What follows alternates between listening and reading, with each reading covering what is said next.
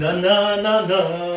No właśnie, pięknie rozbudzony zakwas, piękne bąbelki, piękny zapach, ale co najważniejsze, w końcu przyszły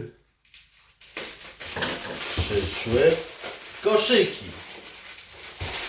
I słuchajcie, moi kochani, link do koszyków znajdziecie w opisie każdego filmu o chlebkach. Ale będą mega chlebki, dlatego zapraszam Was do subskrybowania.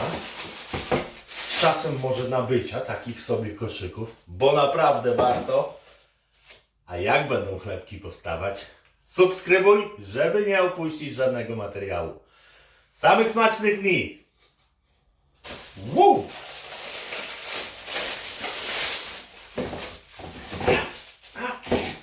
Tidim!